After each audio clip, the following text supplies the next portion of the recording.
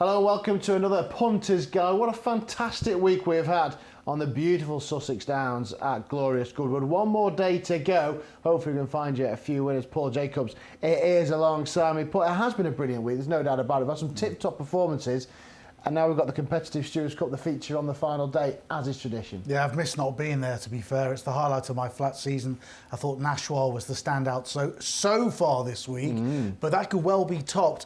And despite us having a poor turnout for the Consolation Stewards Cup, I think the Stewards Cup itself is well up to standard this year. And many people will be going purely on the draw.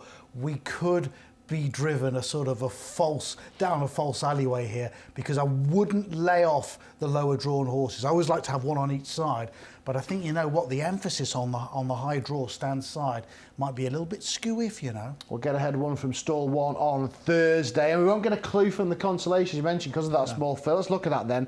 Only 12 go to post. It is quite controversial if you cross social media, seeing why there's such a small fill with other big races to come in the near future over this trip. So we've only got the 12, but we've got a fast improver in this Lethal Levi for Carl Burke. 2 runaway wins at HQ. Yeah, who wouldn't have been able to place anything in the Stewards Cup, but they just couldn't get up to a high enough mark. Top Weight Digital has been given a chance by the handicapper, but he's never won over 6 furlongs. It looks a bit of a short runner when he's run a couple of times over 6 furlongs. Stone of Destiny, well, nobody can get this horse. He'll pop up and win a big race, but probably over a stiff 5. I think the Portland is always going to be his race. I don't think he can get into it this year. So I think Lethal Levi is a really solid favourite. Mucatel, actually, interestingly, for a horse that's won the big sprint at Epsom before and run well there each time he's run there, does stay 6 furlongs. I think a downland 6 furlongs probably suits him as well, and I make him the biggest danger to Lethal Levi. But Levi's not going to be much of a price, I don't think. No, but he's on a hat-trick here, Lethal Levi. And there's a couple of hat-trick seekers and one in a big winning sequence as well,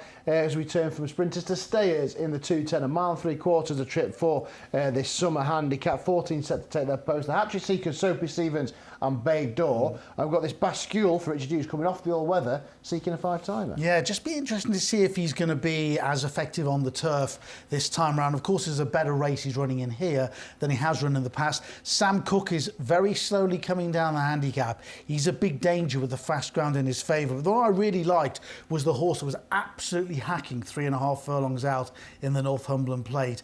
And he found very little, surprisingly little. Maybe he's just a better horse on the turf than he is on the all-weather. It's Valley Forge, who won previously really nicely at Haydock, looking like he'd really be suited by a test of stamina. So maybe 1 3/4 miles is going to be his best trip for the time being as he grows into his big frame. He's a big, powerful horse, but he travelled like the wrath of God at Gosforth Park Track, and I think he's worth another chance here. Yeah, Valley Forge for Andrew Baldwin then, well worth a chance in the Strawberry Silks at 2:10. We move on to the 2:40. It's the same trip. It's the big group race of the day, the Group 2. Lily Langtry for the fillies and mares, won last year by the ill-fated Wonderful tonight. Now, Free Wind was expected to come here after a very impressive Haydock win. She was taken out early on in the week, and it's her victim, Sela Rosa, who the market points towards. And, you know, on all kinds of form and on official ratings, she should be a short price favourite. My one worry with her is I don't think William Haggis's horses are running all that well. And 2, I just think in the ideal circumstances, optimum conditions, she just wants a bit of dig in the ground, and she's not going to get it here. But because she's so far rate ahead of everything else, she may be able to get away with it. I like the Irish Raider Forbearance, who's only won once over 12 furlongs. It was on fast ground, and she was placed in a Group 2. I think she has more to offer. And what you do know is that Jessie Harrington wouldn't send her over here unless she had a real chance. She's a definitive top of the ground horse, whereas the favourite is not, and that brings them together in the ratings. It's a very good week, hasn't she? Jessica Harrington over at Galway, and the lady on board, Holly Doyle, has had a superlative week as well with another Group 1 success. Well, let's look towards the big one then. It is the Stewards Cup at 3:20. Oh, we got 28 runners. The cavalry charge wide open. I'm going to be kind to you. I'll give you 2 stabs in the dark. Maybe one each side, would you go? Well, how long have you got to discuss this race? I mean, people will say that high numbers are an advantage, and then when you have a look at where the speed is from, Just Another Bottle 21, Mr. Wagyu, the summer horse, drawn in 20, you probably couldn't argue with that as well. So maybe I'll take one on either side. I'm going to go for Tinto, who's drawn in stall 18, who won the big handicap on 2000 Guineas Day in 2020 off a mark of 100. And the horse he beat that day was Summer Hand, who went on to win the Stewards Cup up that year. Tinto was 15th, didn't get the run of the race. He's gone 17 races without winning. He's won 2 on the trot from Thirsk and Ripon this season, and was a bit unlucky last time out as well. He wants the ground to be as fast as lightning, and he'll get a lovely toe into the race. I still think he's got a really good chance, and on that form at Newmarket from 2 years ago and subsequently, he's still really well handicapped. And on the other side, we're not totally on the other side, I want to go with stall 11 and Chill, who was really progressive 18 months ago.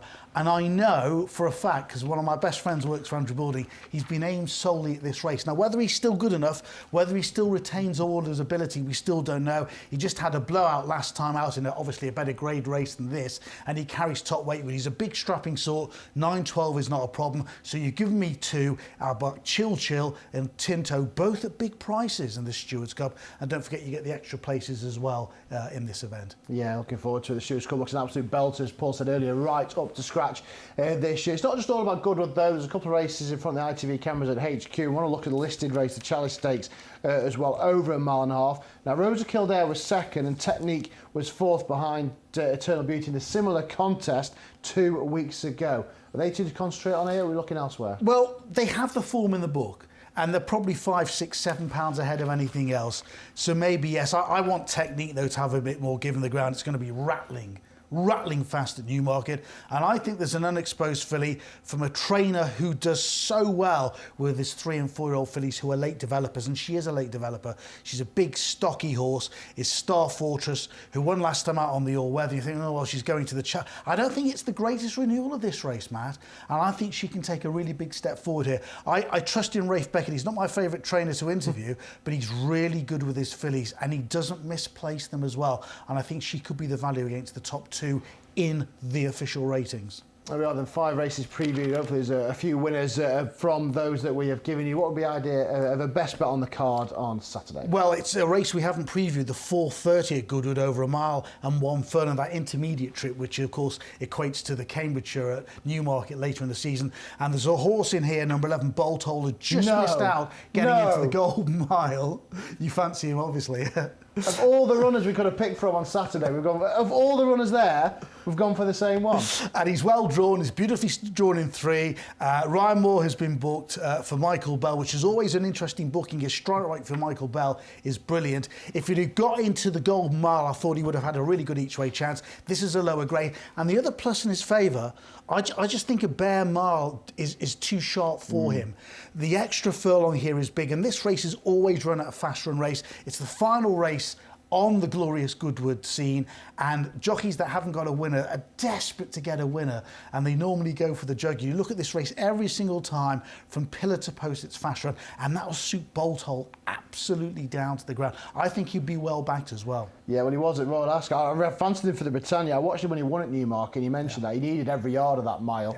And he went to Royal Ascot, disappointed under Jamie Spencer there, but I was interested to see well-drawn, Ryan Moore backed, massive weight for age allowance as well. It's kind of too good to be true, isn't it? But maybe sometimes in racing, the obvious is there to be jumped on, and this could be a case. Wow, Bolt Hole then. No pressure, Ryan, on Bolt Hole. Both Paul and mine's bet of the day in the final race of Glorious Goodwood. It's been an absolutely brilliant week. Fingers crossed we have some winners on the final day. Wherever you are backing, the best of luck, and as always, please gamble responsibly.